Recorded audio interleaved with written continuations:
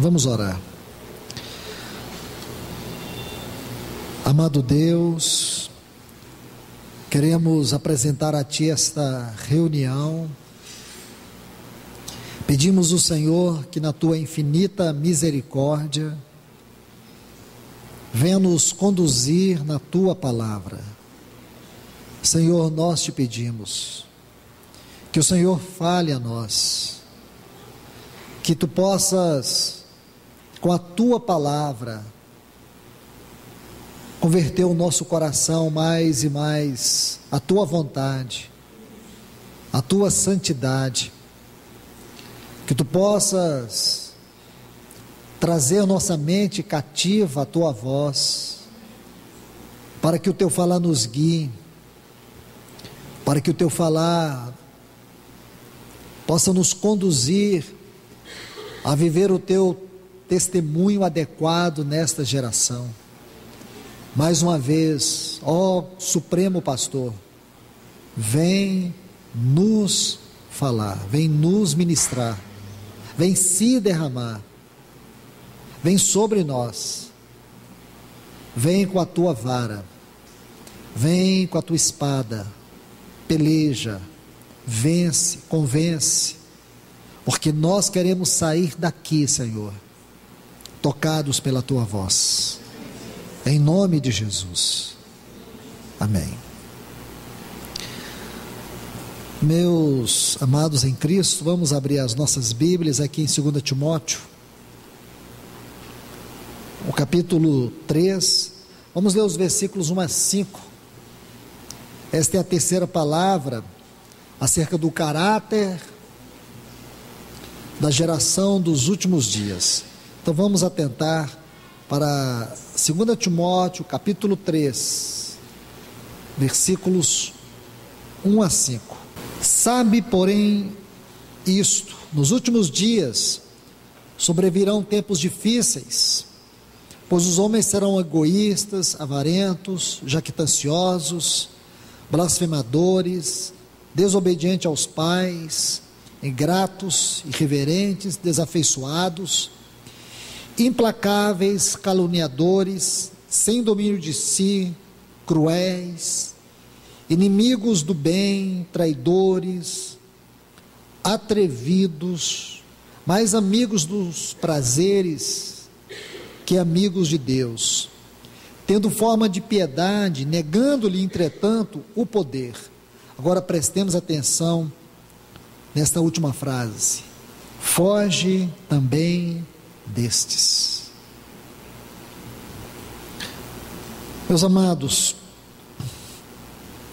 nas duas primeiras palavras podemos ver algo acerca deste texto e também do outro que lemos, que forma o quadro da escatologia de Paulo acerca dos últimos dias.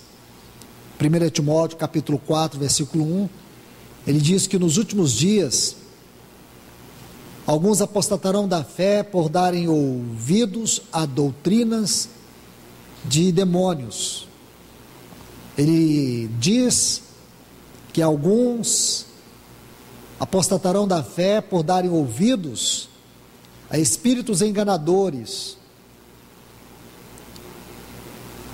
E aqui nós temos esta outra parte da escatologia dos últimos dias de Paulo, no que ele fala diretamente acerca daquela atmosfera, daquela realidade espiritual.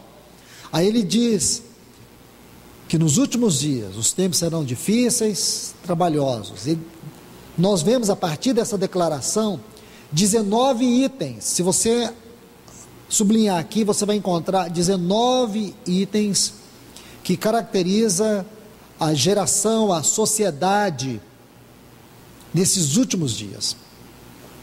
Como já lhes disse na primeira palavra, a escatologia de Paulo é bem simples, porém muito profunda.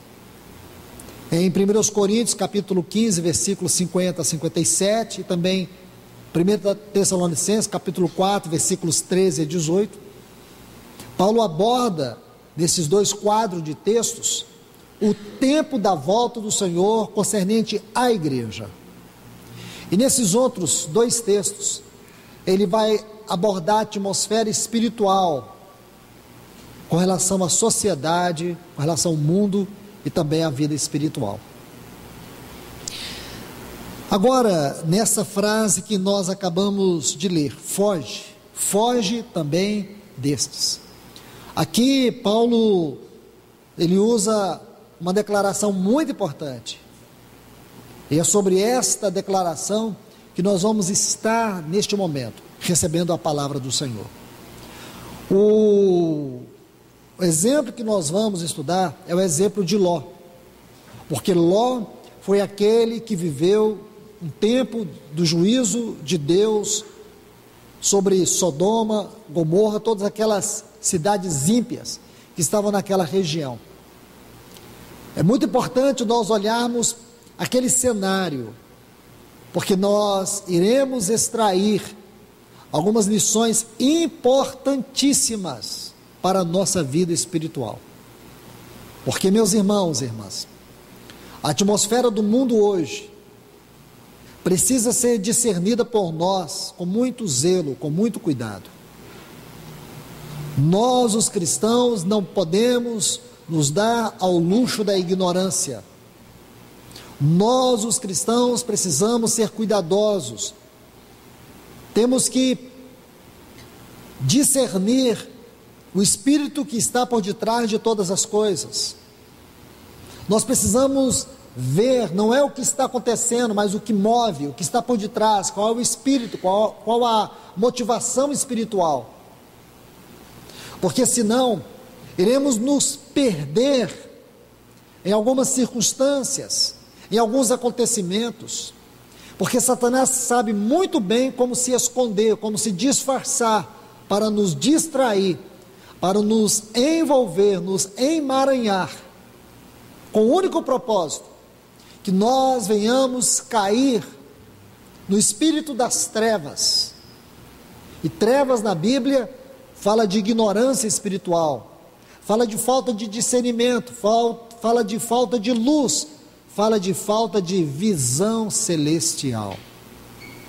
A igreja nesse tempo, ela precisa ser despertada, ela não pode se deixar levar por circunstâncias, por convulsões sociais, por tragédias, porque a Bíblia não tem nos deixado caminhar a ermo.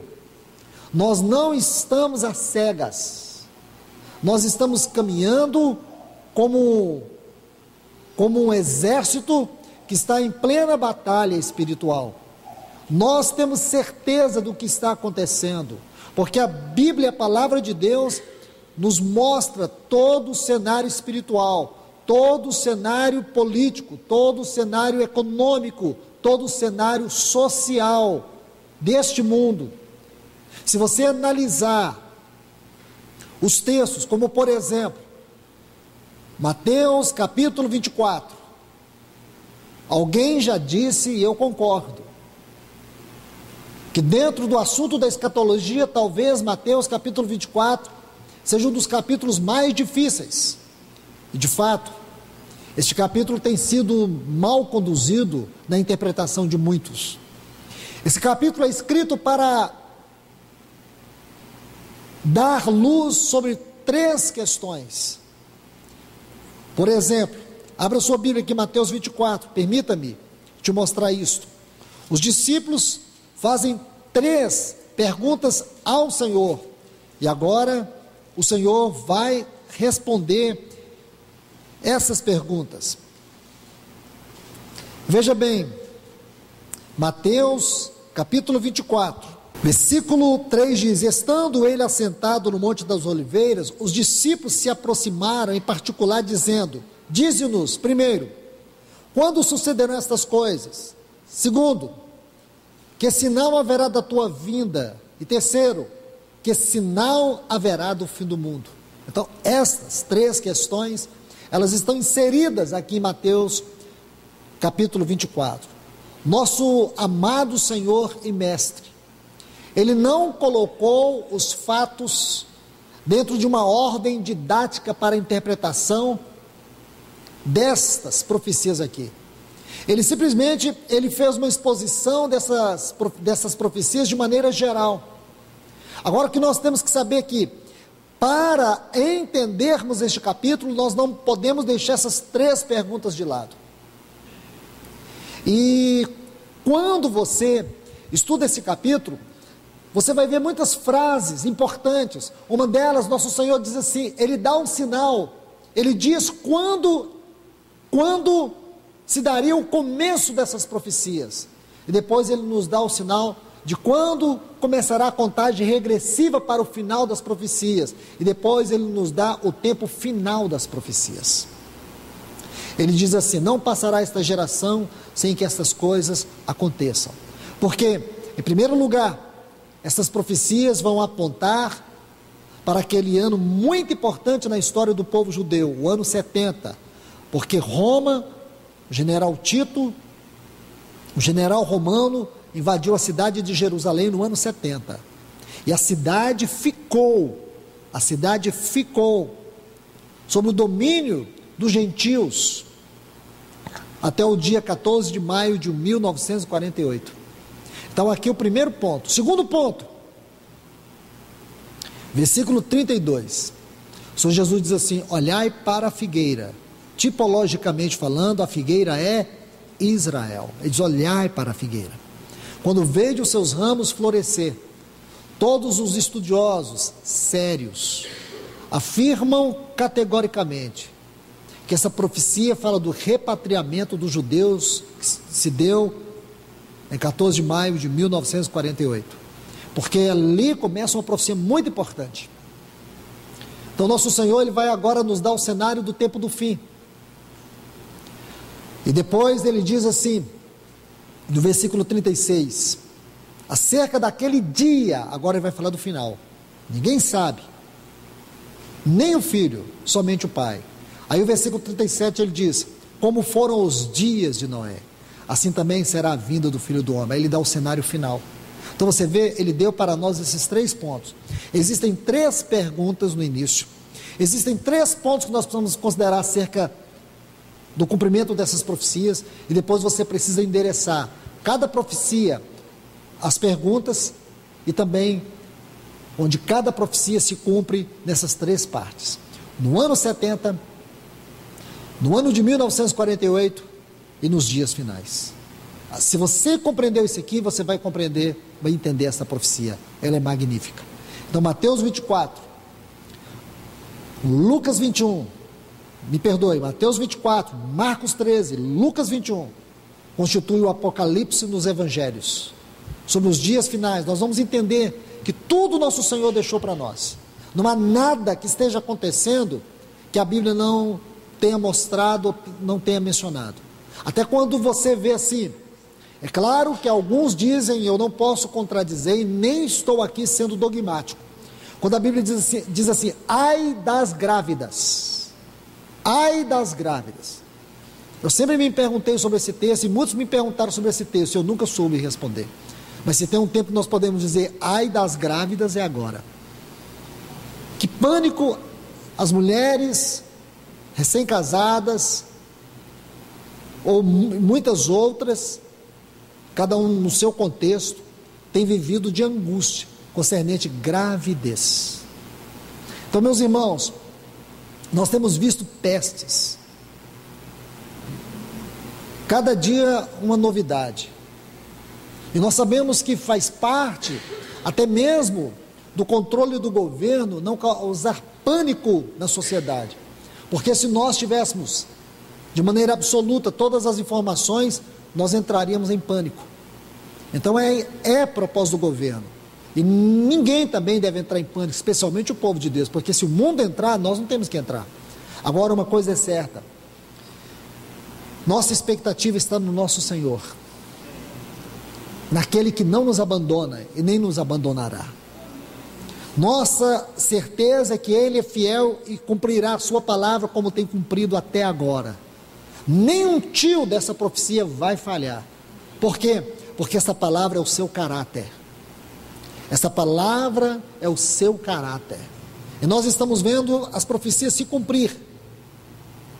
Nós precisamos orar uns pelos outros, nós precisamos cuidar uns dos outros, precisamos estar diante de Deus uns pelos outros, porque nós, irmãos, não estou aqui criando um ambiente de sensacionalismo, e nem de pessimismo, mas de certeza e realidade, porque este livro é a palavra de Deus, este livro não mente, este livro é a verdade, e nós precisamos que o Senhor nos abra os céus e que troveje sobre nós, para que possamos seguir firmes, caminhando, porque chegará um momento, meus irmãos, que o Espírito Santo vai dar um claro e glorioso testemunho. Nós estaremos mais e mais às portas da volta do nosso amado noivo. Então não podemos de maneira alguma, nós não podemos virar as costas para a palavra de Deus. Quem é santo, santifique-se mais, e aqueles que forem impuros, mais irão mergulhar neste caudal de pecados. Que o Senhor nos ajude. Então, voltando aqui para o exemplo de Ló, por que temos que tomar Ló e ver todo o cenário dentro do ponto de vista da escatologia de Paulo? Porque é realmente isso que o Espírito quer nos mostrar. Deixe-me ler com vocês alguns textos, começando aqui em Gênesis capítulo 13. Vamos observar com cuidado todo o cenário dos dias de Ló. Se você me permite, antes que leiamos Gênesis, por favor, só um segundo, vem comigo em Lucas, capítulo 17, para que nós possamos introduzir esse texto com maior embasamento doutrinário. Não poderia deixar de ler esse texto. Vamos aqui, Lucas capítulo 17, versículo 26, e você vai ver que esses textos se configuram com o que está em Mateus capítulo 24, 36 a 39, se você quiser colocar do lado para examinar depois em casa, você vai ver que é a mesma coisa. Porém, este ponto que será inserido agora, diz assim: como foi nos dias de Noé, assim também será nos dias do Filho do Homem. Isso está lá em Mateus 24, comiam, bebiam, casavam, davam-se em casamento, até o dia em que Noé entrou na arca, e veio o dilúvio e destruiu a todos. Da mesma forma como sucedeu nos dias de Ló, comiam, bebiam, compravam, vendiam, plantavam, construíam. Mas o dia em que Ló saiu de Sodoma, choveu fogo e enxofre do céu e destruiu a todos. O mesmo será no dia em que o Filho do Homem se manifestar. Naquele dia, quem estiver no eirado e seus bens em casa, não desça para pegá-los. E o que estiver no campo, da mesma forma, não volte atrás. Lembrai-vos da mulher de Ló. Todo aquele que procura salvar sua vida, perdê-la-á. E todo o que perder sua vida, conservá-la-á. Então nós temos aqui esses textos maravilhosos. Agora sim, por favor, vamos para Gênesis, capítulo 13. Gênesis, capítulo 13. Todos nós sabemos que Ló é sobrinho de Abraão. Quando Deus chamou Abraão para sair da sua terra, da sua parentela, Abraão saiu, porém trouxe Ló consigo. E aqui no capítulo 13, quando Abraão subiu do Egito para o Neguebe, e ele ficou ali entre Betel e Aí, a Bíblia diz que Ló andava com Abraão e tinha ovelhas e muito gado, e os pastores de Ló e de Abraão começaram a ter contendas, e eles decidiram se separar. Agora observe, no momento da separação, veja o quadro, o versículo 10 está assim, do capítulo 13 de Gênesis, Gênesis 13, 10. Levantou Ló seus olhos e viu toda a planície do Jordão, que toda ela era bem regada. Veja essa expressão, como, Não é o mesmo que. Aqui nós temos uma comparação. Como o jardim do Senhor, como a terra do Egito. O Egito nunca foi o jardim do Senhor. O Egito é uma figura do mundo. Na direção de Zoar, Zoar, essa palavra, o sentido dela é insignificância. Antes de haver o Senhor destruído Sodoma e Gomorra. Agora observem com muito cuidado, porque a Bíblia vai nos dizer, irmãos, que no momento da separação, Ló teve uma visão de um lugar que era como um jardim do Senhor.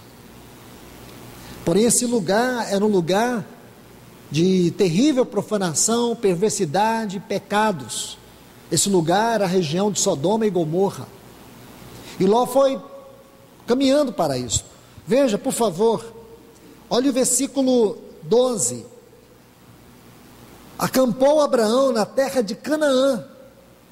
E nós sabemos que Canaã nos fala da plenitude de Cristo. Ló habitou nas cidades da planície e foi armando, olha aqui, irmãos, armando. Isto é, a ideia aqui é de alguém que está sendo atraído por algo, armando suas tendas até Sodoma. O que significa esse texto? Como que nós poderemos parafrasear essa frase? Armando suas tendas até Sodoma. Espiritualmente falando, significa que o espírito de Sodoma foi seduzindo Ló. Ló foi sendo seduzido pelo espírito de Sodoma. Então veja, Sodoma, que tristeza. Olhe bem o versículo 13. Mas os homens de Sodoma eram maus e grandes pecadores contra o Senhor. Eu quero que você observe essa definição da espiritualidade, da decadência de Sodoma. Eles pecavam contra o Senhor. Significa que toda forma de pecado de Sodoma era com o propósito de afrontar a Deus. Não era simplesmente o pecado da carne para a carne.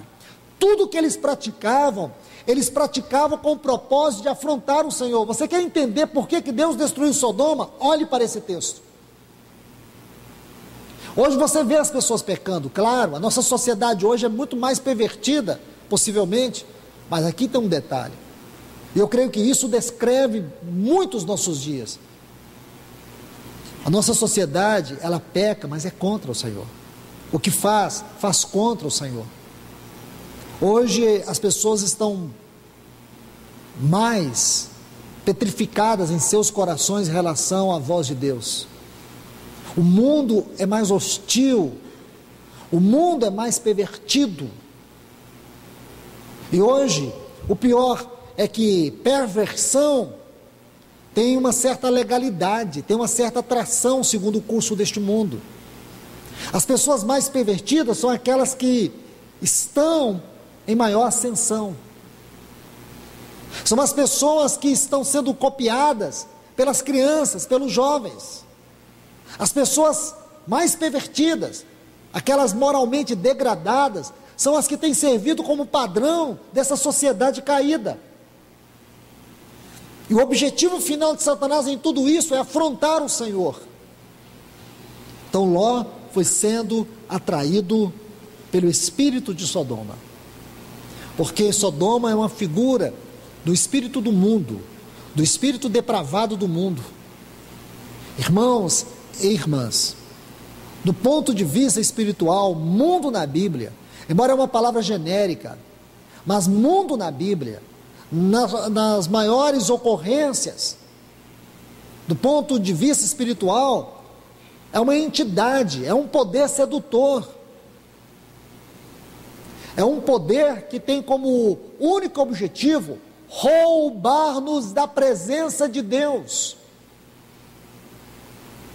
Quando foi que o homem verdadeiramente perdeu a presença de Deus?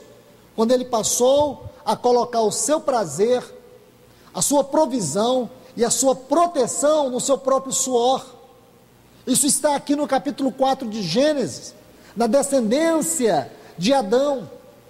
Aquela mulher chamada Ada, ela tinha 3 filhos, Jubal, Jabal e Tubal-Caim. Então veja isso, é sério, muito sério, porque nós vemos uma realidade, uma atmosfera espiritual, da mesma forma em nossos dias. E Ló estava lá. Ló deixou o companheirismo, deixou o lugar onde ele era espiritualmente guardado. De alguma forma, a bênção de Deus estava sobre Ló, porque Deus diz: eu abençoarei os que te abençoarem, e amaldiçoarei os que te amaldiçoarem, e tu serás uma bênção. Gênesis capítulo 2. Em Gênesis capítulo 2, Deus diz isto, capítulo 12, Deus diz isto para Abraão. Gênesis 12: se tu uma bênção. Agora, por favor, vamos olhar capítulo 19 de Gênesis. Chegou o momento. Então Ló passou todo esse tempo naquela cidade pervertida de Sodoma. E o juízo de Deus veio sobre este lugar. Agora o juízo de Deus está vindo sobre Sodoma, porém antes de Deus derramar o seu juízo, ele tem que tirar Ló por amor a Abraão. Deus, ele vai tirar Ló por amor a Abraão. Permita-me abrir um parêntese aqui. Irmãos, pais, gostaria de falar com os pais, com as irmãs, com os irmãos. Você que tem um cônjuge que não é cristão, você que tem um filho que não é cristão, eu quero que você me ouça. Se você é um homem de Deus, uma mulher de Deus que o serve, é um filho de Deus, é uma filha de Deus, me ouça. Em Atos 16, quando aquele carcereiro ia se matar, Paulo bradou e disse: crê no Senhor Jesus e será salvo tu e tua casa. Eu quero perguntar para vocês, respondam agora diante de Deus e para Deus. Você que tem um cônjuge, tem filhos que não são cristãos, você poderia testemunhar no seu íntimo agora, algumas vezes, que você tem absoluta certeza que Deus os guardou? Guardou de morte, guardou de circunstâncias adversas. Você pode testemunhar isso diante de Deus? Então deixa eu te falar, o Deus que guarda é o Deus que salva. Deus não vai guardar o seu cônjuge, não vai guardar o seu filho para depois mandá-los para o inferno. Se Ele tem guardado e você tem certeza que é Ele que tem guardado, então pode ter certeza, é Ele que também vai salvar. Antes de Deus derramar o seu juízo sobre essa terra, Ele vai intervir na vida dessas pessoas que você ora.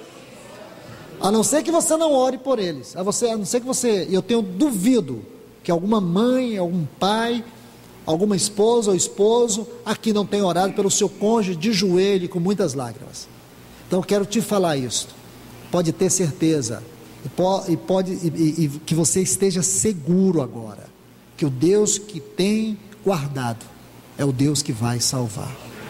Ele não tem guardado para depois jogá-los no inferno. Se Ele guarda, Ele salva. Então Deus, por amor a Abraão, Ele vai tirar Ló. Ah, irmãos, que verdade impressionante é esta. Por amor a você, Deus salvará a tua casa. Eu não sei dizer como, eu não sei dizer, mas eu queria só te perguntar: o seu cônjuge, seu filho ou sua filha, é pior do que Ló? O lugar que eles estão é pior do que onde Ló estava? E Deus foi lá, mandou os seus mensageiros e tirou Ló. Pode ter certeza, Deus enviará os seus mensageiros, Ele vai intervir na vida dessa pessoa que você tanto ora. Ouça isso da parte do Senhor. É o que eu posso te dizer aqui, baseado na palavra de Deus. Porque eu sei que à medida que nós vemos as profecias se cumprir, às vezes passamos por momentos de angústia e pensar: e a minha casa, Senhor? Eu quero perguntar, não é pela sua casa, eu quero perguntar pelas suas orações. Como é que estão as suas orações? Você tem orado? Então, não se desespere, porque se você tem uma boca que fala com Deus, Deus tem um ouvido que se inclina até a sua voz. Então vamos lá. Fechando parênteses, Gênesis 19, o versículo 17. Agora o Senhor vai tirar Ló. E quando o Senhor vai tirar Ló, diz assim: e levando-os para fora, disseram-lhes, isso agora são os anjos, dizendo a Ló e a sua família: escapa por tua vida. Eu quero que você preste atenção na palavra vida aqui. Vida, está vendo? Nefesh no hebraico. Esta palavra vida corresponde à mesma palavra que nós lemos lá em Lucas 17: quem quiser salvar a sua vida, perdê-la-á. O que significa isso? A palavra lá é psique, vida da alma. A mesma palavra aqui no hebraico. O Senhor está dizendo a nós: quem quiser salvar a sua vida. O Senhor está dizendo para Ló: escapa por tua vida. Mais ainda, não olhes. Esta palavra olhes aqui fala de contemplar com o coração. Olhe bem, contemplar com o coração, colocar o coração sobre algo. O Senhor está dizendo para Ló: não coloque o seu coração nas coisas de Sodoma. Irmãos, este é um ponto delicado para nós, porque sinceramente o nosso coração, ele pode se distrair com coisas, e nós não entendemos que as coisas fazem parte das dádivas de Deus na nossa vida e que nós somos apenas mordomos. É uma questão de mordomia, e quem não entende isso, infelizmente, será levado pelo espírito que conduz o mundo. Nós estamos vivendo em crise, e nesses últimos dias, por vários lugares por onde eu estive, alguns irmãos me questionaram, e alguns irmãos até disseram sobre suas crises, suas dificuldades, e até questionaram a questão de desemprego. Alguns até estão muito enganjados para poder tirar o atual governo, para poder ajudar nessa convulsão social, porque eles acreditam que um próximo governo poderá mudar a condição financeira, o quadro político, o quadro econômico deste país. Meus irmãos, deixa eu dizer uma coisa para você. As coisas podem piorar, pode haver desemprego até mesmo entre o povo de Deus. Alguns irmãos, com absoluta certeza, dentro desse cenário, vão enfrentar dificuldades financeiras. O Senhor não prometeu rechear a nossa conta, uma coisa é certa: Ele prometeu dar-nos o pão de cada dia. Então nós precisamos entender e ter fé nos cuidados de Deus, não nos excessos. Nós precisamos de ter aquilo que necessitamos para a nossa vida, e não os excessos. Então a gente, irmãos, na verdade não estamos preocupados com o pão na nossa mesa. Sabe com que nós estamos preocupados? Sinceramente, é com os excessos. Nós estamos preocupados com os excessos. As pessoas, na sua grande maioria, elas não estão preocupadas em comer, beber. Eles não estão preocupadas com a saúde, elas estão preocupadas com os excessos. E é aí que consiste a ansiedade. E muitos cristãos estão mergulhados nisso, muitos. A grande maioria que eu tive a oportunidade de conversar, pude ver isso na vida deles. E alguns até mesmo confirmaram: realmente, eu não tinha olhado por esse lado. Saiba que o Senhor cuidará de nós. E é necessário que o mundo passe o que está passando e enfrente as piores situações. Porque, irmãos, se nós nos agarrarmos a este mundo, se o nosso coração se concentrar neste mundo, isso é simplesmente uma trágica consequência de alguém que já perdeu o Senhor. Quando o nosso coração se concentra na vida desta terra de maneira demasiada, irresponsável espiritualmente, é porque nosso coração não está mais nos céus. E a pergunta que o Senhor faz para nós: onde você passará a eternidade? Aonde você vai passar a eternidade? O que será da sua eternidade? Vamos observar aqui.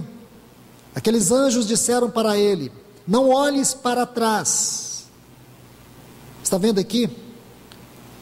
Não concentre o seu coração, não concentre a sua mente. Essa palavra olhes aqui é muito importante no hebraico. Não olhes para trás de ti, nem te detenhas. Sabe o que significa isso? Não se prenda. Meus irmãos, olhe bem. Muitas vezes o Senhor está tirando as amarras e nós estamos nos prendendo. Muitas pessoas estão cativas nesse mundo. É pela sua espontânea vontade. Deus tira as amarras, mas a gente quer. Nós queremos ficar emaranhados, queremos ficar embaraçados, queremos ficar presos. Sabe o que aqueles anjos disseram para Ló? Não fique preso a este mundo. Olhe bem, escapa. A palavra que Paulo disse lá para Timóteo, foge, foge. Essa palavra para o monte, para o lugar mais alto. Mas é curioso essa palavra no hebraico. A tradução dela para o grego é Megido, ou Megido, como queiram alguns. Amém. Vamos ainda neste capítulo 19. Olha o versículo 26.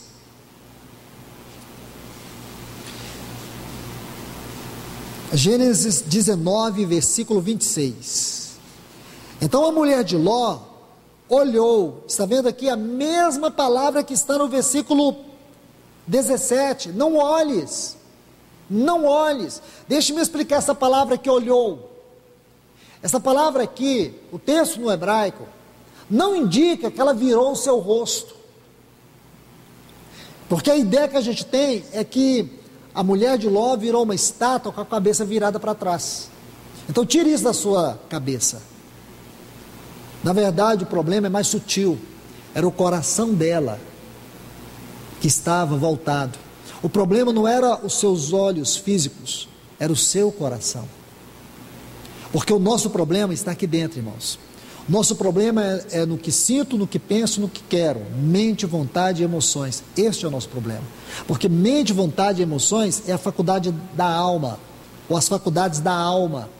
Veja o que os anjos disseram: escapa por tua vida. Quem quiser perder sua vida, a palavra vida lá, no texto que nós acabamos de ler, em Lucas 17, significa alma. Quem quiser perder a sua alma, psique, vida no sentido psicológico, vida no sentido emocional, está vendo? Aonde concentram os nossos afetos. A Bíblia diz: aonde está o teu tesouro, aí também está o teu coração, os teus afetos. Irmãos e irmãs, que esta solene advertência do Senhor nos alcance nesta hora. Muitos cristãos estão distraídos, estão com seus afetos totalmente voltados para este mundo. Nós perdemos a nossa característica espiritual, nós perdemos a nossa característica de peregrinos. Alguns cristãos, eles não admitem isto, mas se eles pudessem, eles orariam e diriam para Deus: Senhor, não volte na minha geração. Ainda quero viver mais neste mundo, ainda quero poder desfrutar mais deste mundo. Ló fez uma escolha que muitos estão fazendo. Ló fez uma escolha perigosa. Deixe-me colocar um exemplo muito importante aqui para vocês. Anote apenas, porque eu não vou abrir esses textos. Números capítulo 32. Você sabe que Israel durante 40 anos peregrinou por 42 estações. Essa estação de Números capítulo 32, se você quiser anotar para o seu estudo, é a estação de Dibon-Gad. É um nome composto, Dibon-Gad. A tradução significa desfalecimento da fortuna. Eu vou repetir, Dibon-Gad. O que significa Dibon-Gad? É um nome composto. Desfalecimento da prosperidade, da riqueza. Irmãos, mais uma vez eu digo, não tem nada a ver com a casa que você tem, com o emprego que você tem, nada. O problema não está nisso, o problema é se nós somos mordomos, o problema é se nós entendemos que essas coisas são dádivas de Deus para o propósito de Deus. Porque muitos irmãos estão perdidos aí porque estão em cima de uma gilete. Sobem em cima de uma gilete e já sentem maior do que todo mundo. E Paulo fala sobre isso, os arrogantes, lá em 2 Timóteo capítulo 3, a partir do versículo 1. Os homens serão arrogantes, amantes de si mesmos. É isto que eu estou falando, é isso que o Espírito afirma. E aqui está, em Números 32, essa estação de Dibon-Gad, as tribos de Ruben e Gad chegam até Moisés. Deixa-me colocar mais um ponto aqui. Essa estação de Dibon-Gad são 42 estações. Essa estação de Dibon-Gad é a 38ª. Eles estavam ali, irmãos, na beira do rio Jordão. Eles só tinham que atravessar o Jordão. E quando eles chegam ali à beira do Jordão, Ruben e Gad dizem assim para Moisés: nós temos muitos bens, muitos gados, nossas duas tribos, temos muitos gados, e nós não queremos atravessar o Jordão, nós queremos ficar do lado de cá, dá-nos essa terra, não queremos atravessar. Triste isso, irmãos. Aquelas tribos ficaram, elas não atravessaram. Deus não havia dado aquela terra como possessão. A terra que mana leite e mel não era aquela região. A terra que mana leite e mel era Canaã. E aquelas tribos preferiram ficar por causa da sua vida, porque os seus corações estavam nas suas coisas. Aí está, irmãos. Aí está. Nós somos mordomos, nós temos que ser bons administradores, nós temos que ser dispenseiros, nós temos que ser responsáveis. E eu vejo muitos irmãos, quantos irmãos o trabalho tem escravizado eles. Não é que eles trabalham muito, é que eles são escravos do trabalho. Quantos irmãos preferem e creem que Deus não é capaz, não tem poder para poder prosperá-los e abençoá-los. Então eles começam a ter uma obsessão, eles começam a ter uma segurança produzida por um espírito maligno que vai afetando, que vai produzindo ansiedade, desconfiança. Quantos cristãos estão nessa situação porque são péssimos administradores, estão endividados, e aí precisam se matar para poder pagar suas dívidas. E onde está o problema, irmãos? Aonde está o problema? É isso que o Espírito Santo está tocando. O problema é que isso vai afetar a nossa vida cristã. Conheço muitos irmãos que a vida deles está mergulhada no trabalho, não frequentam mais as reuniões, uma e outra quando dá, e estão cansados, estão desanimados.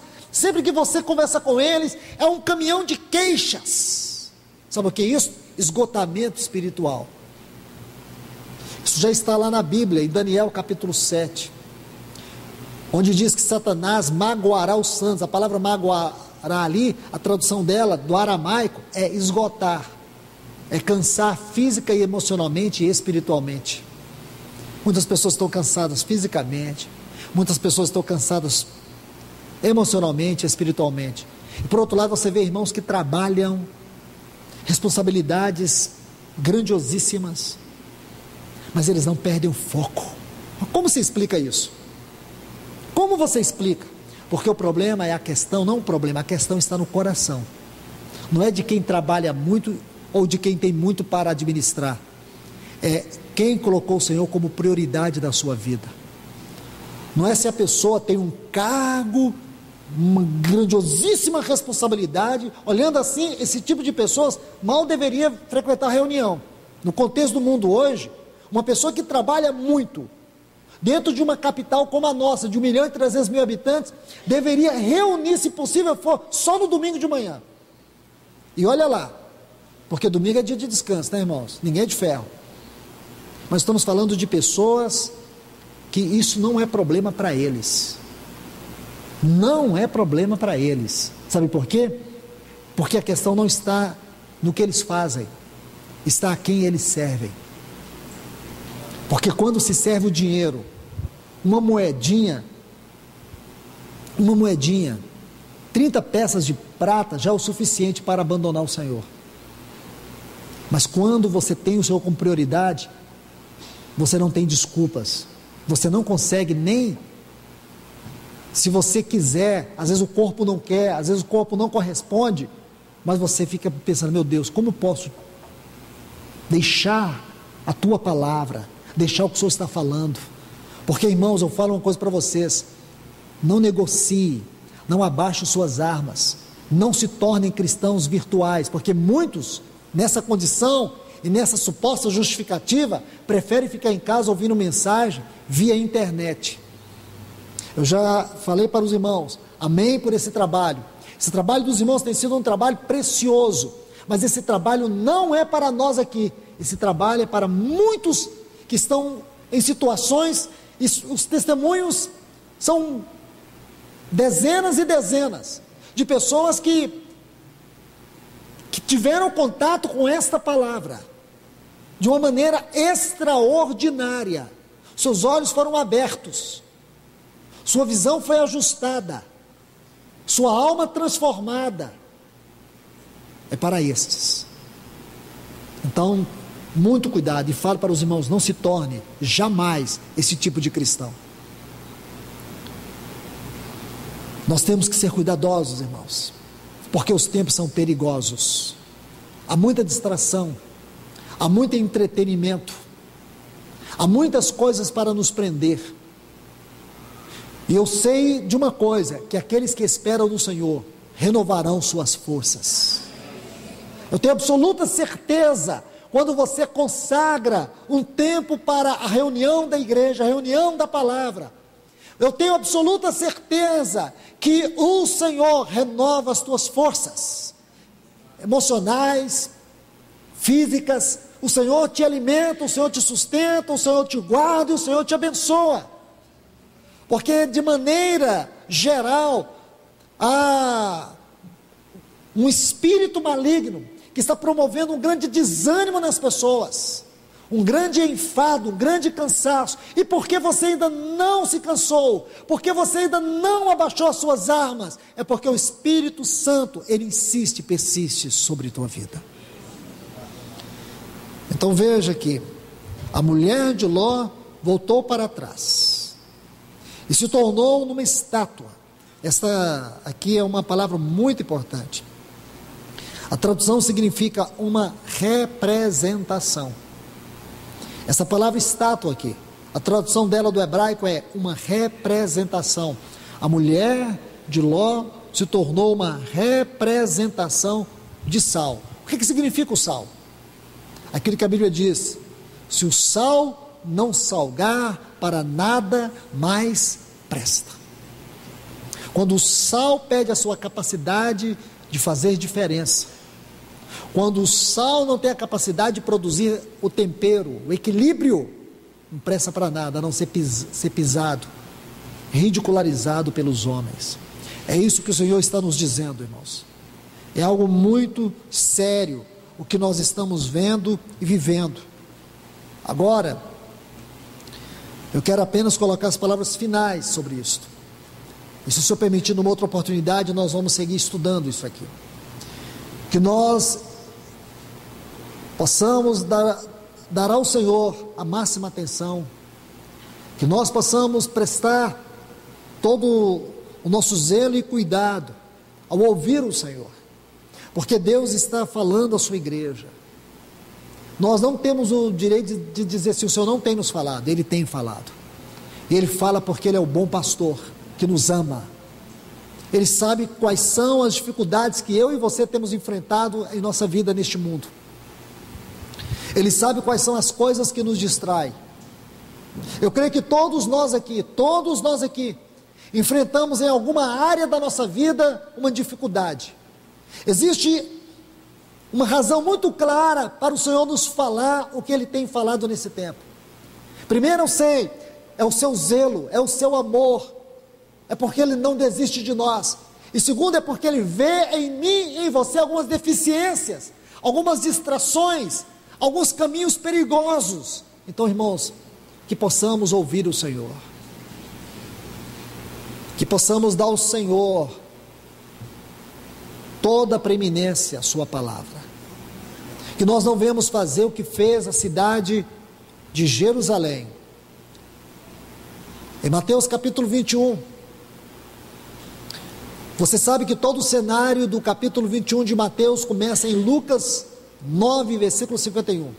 Se você ler a partir de Lucas 9, você vai ver que o Senhor está lá no Monte Hermon. Ele está a 150 quilômetros de Jerusalém.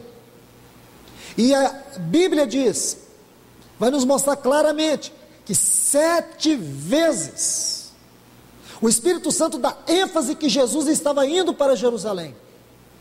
E a segunda vez, quando Jesus chega em Jerusalém, 3 anos e 6 meses depois de percorrer aqueles 150 quilômetros, em aproximadamente 6 meses, foi o que ele gastou do Hermon para Jerusalém. Então 3 anos e 6 meses já haviam se passado. Quando o Senhor chega ali, o que ele encontra em Jerusalém? A mesma coisa, não havia mudança. João 2 diz que quando o Senhor chegou em Jerusalém pela primeira vez, ele encontrou cambistas, ele encontrou aquele templo que era uma figura da casa do Pai, em total abandono e desprezo espiritual. Aquele espírito mundano do comércio, da religiosidade havia tomado conta.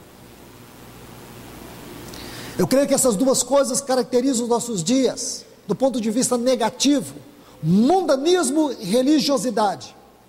Aquilo que em Apocalipse 17 diz, as abominações da terra. Então o nosso Senhor chega e depara com aquilo. Aí ele diz assim lá em Mateus 21, a minha casa será chamada casa de oração, porque aquele templo era uma figura da casa espiritual de Deus. Nós sabemos que o assunto casa de Deus é um dos assuntos mais gloriosos da Bíblia, um dos assuntos mais gloriosos da Bíblia, a casa de Deus, o lugar onde os céus e a terra se encontram. Talvez nós podemos colocar esta como uma das doutrinas mais elevadas, que revelam, que nos mostram a mente e o propósito supremo de Deus, o assunto casa de Deus. Os assuntos ou os capítulos finais da Bíblia terminam sobre este tema, com a Nova Jerusalém. Então vejam isto, o nosso Senhor chega ali 7 vezes, a partir de Lucas 9, o Espírito Santo vai dizer-nos, se você ler com muito cuidado, de Lucas 9 até Lucas 19, você vai ver 7 vezes o Espírito Santo dizer que Jesus estava indo para Jerusalém. A última menção diz que quando ele avista a cidade, ele chora sobre ela. A expressão chora, no texto original, é chorar copiosamente sobre Jerusalém. Mas quando ele chega em Jerusalém, irmãos, ele vê ali a casa do Pai, ou aquela tipologia da casa do Pai, sendo totalmente desprezada pelo mundanismo e pela religiosidade. Aí ele opera maravilhas, cura muitas pessoas doentes, porém os principais sacerdotes tentaram impedir toda aquela obra, mas as criancinhas levantaram suas vozes e começaram a gritar, Hosana, Hosana. A palavra Hosana significa salva-nos, salva-nos. Mas Jerusalém não quis. Como o Senhor chorou sobre ela e disse, quantas vezes eu quis te juntar como uma galinha junto aos seus pintinhos e tu não quisestes. Ah, irmãos, que palavras são estas? E o nosso Senhor foi para Betânia e pernoitou em Betânia. No outro dia ele saiu cedo de Betânia e ele volta para Jerusalém. E quando ele vai até uma figueira, não encontra figos, senão folhas. E o que aconteceu ali, irmãos? Ele amaldiçoou aquela figueira, porque aquela figueira era o retrato fiel da condição espiritual de Jerusalém. Então nós vemos aqui, irmãos, algo muito interessante e sério para todos nós, para mim e para você.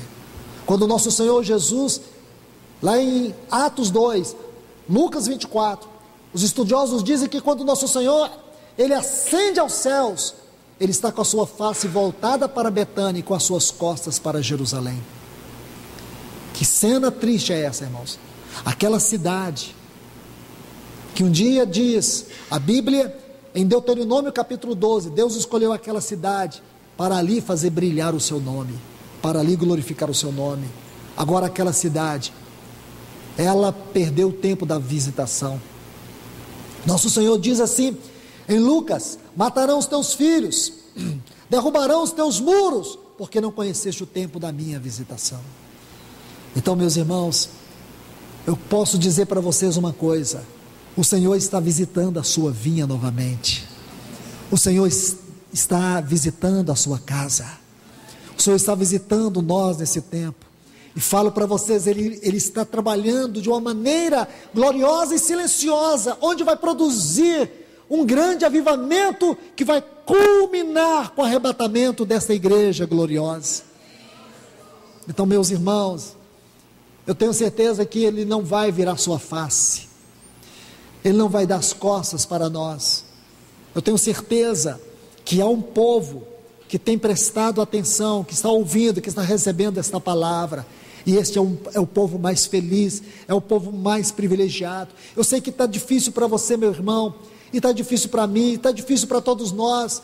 Os dias são difíceis, as situações nos apertam, há muitas dificuldades, há muitas lutas. Não desanime, não abaixe as suas armas. O Senhor está ganhando o teu coração, o Senhor está encontrando o caminho em você. Não questione o Senhor, não desanime, diga, como disse Neemias diante de Tobias e Sambalá: não vou descer, porque eu estou participando de uma grande obra. Não deixe o mundo te engolfar, não deixe o mundo te envolver, não faça o que muitos têm feito, diminuir o preço da santidade, desprezar a consagração. Não faça isso, lute, mesmo com as poucas forças, faça como a igreja de Filadélfia, não negue o Senhor, porque nós estamos vivendo um momento, irmãos, por mais difícil que seja, para nós é um tempo de alegria, como está em Joel capítulo 2, versículo 1, tocai a trombeta em Sião, dai voz de rebate. A palavra rebate, ela é muito importante, irmãos, porque quando as trombetas tocarem sobre este mundo, a primeira trombeta, chuva de granizo; a segunda trombeta, o juízo de Deus sobre o mar; a terceira trombeta, o juízo de Deus sobre as fontes das águas; a quarta trombeta, trevas sobre toda esta terra; a quinta trombeta, uma terrível e profunda crise mundial financeira, e as pessoas sentirão como que golpeadas por escorpiões; a sexta trombeta, a terceira guerra mundial. Mas enquanto as trombetas estão tocando sobre este mundo, para nós será o toque da trombeta em Sião, haverá voz de rebate. Sabe o que é rebate? Exultação, alegria. Enquanto o mundo estará em desespero, haverá um povo louvando, adorando, agradecendo a Deus, porque Ele é fiel em cumprir a sua palavra. Então nós temos que prestar atenção, irmãos. Eu sei que a situação é difícil, mas ainda nós podemos sorrir, nós podemos regozijar. Foi Paulo que disse numa prisão, numa masmorra. Prisão é luxo, ele estava numa masmorra em Roma. Ele diz: regozijai-vos no Senhor. Outra vez vos digo, regozijai. Então vamos regozijar e não olhar para trás. Que Deus os abençoe. Senhor, nós te adoramos, nós te agradecemos. Obrigado, Senhor, por nos descortinar a realidade deste mundo que nós estamos vivendo. Obrigado por descortinar o nosso próprio coração diante de nós, diante da Tua palavra e diante de Ti e diante deste mundo. Obrigado, Senhor, porque sentimos a tua voz trovejar dentro de nós, e nós queremos te adorar nesta noite, Senhor, porque nos trouxestes até aqui, foi as tuas mãos que nos trouxe. Então nós também te pedimos, no nome de Jesus, que estas mãos nos leve para os nossos lares, que estas mãos nos guarde. Nós te clamamos no nome do teu maravilhoso Filho. Pedimos que a tua palavra continue, Senhor, continue falando esta noite, continue falando durante todo o dia de amanhã, continue falando.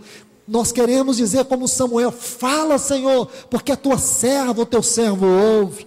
Nós queremos continuar ouvindo a tua voz, Senhor, em nome do teu Filho Jesus, ó Deus, te agradecemos. Amém, Senhor.